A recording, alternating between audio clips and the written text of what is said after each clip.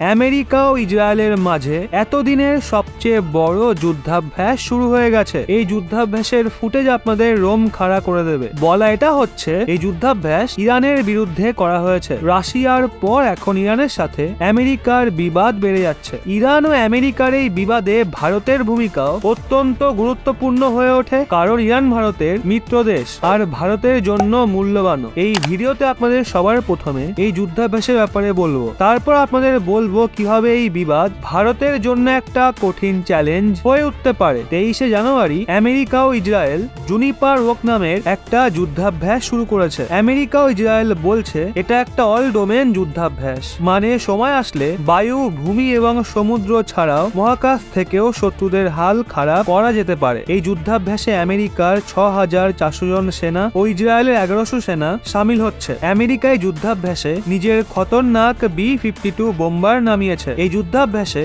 142টা যুদ্ধবিমান অংশ নিচ্ছে। ইসরায়েলের যুদ্ধজাহাজ এবং মিসাইল সিস্টেমও এই যুদ্ধাভ্যাসে নিজের শক্তি দেখাচ্ছে। আপনাদের বলে রাখি, আমেরিকা ও ইসরায়েল তো ইরানকে ম্যাপ থেকেই মুছে ফেলতে চায়, কিন্তু এখন ইরানের মাথায় রাশিয়ার হাত রয়েছে। ইরানের ভারতের সঙ্গেও গুরুত্বপূর্ণ রণনৈতিক সম্পর্ক রয়েছে। ডিফেন্স এক্সপার্টাইজ এই যুদ্ধাভ্যাসে ভারতের ভূমিকা নিয়ে আলোচনা করছে। এক্সপার্টরা অনুমান করছেন, যদি কোনোদিন সত্যি সত্যি ইরানের সঙ্গে আমেরিকা ইসরায়েলের যুদ্ধ বেঁধে যায়, তো এমন পরিস্থিতিতে ভারত কি করবে? কারণ ভারতের বন্ধুত্ব ইসরায়েলের সঙ্গে অটুট। ওদিকে আমেরিকাও ভারতের সহযোগী, তো ওদিকে ইরানও ভারতের জন্য অত্যন্ত জরুরি। আপনারা একবার নজর দিন ভারতের জন্য ইরান কতটা জরুরি। ইরান সদ্যই ভারতের জন্য অনেক পদক্ষেপ নিয়েছে। সবার প্রথমে তো ইরান রাশিয়ার সঙ্গে মিলে international north south transport corridor নিয়ে কাজ শুরু করে দিয়েছে। আমেরিকা সহ পশ্চিমী দেশের সাথে চলা বিবাদের মাঝে রাশিয়া ও ইরান এই মাস্টার স্ট্রোক খেলেছিল। এই করিডোর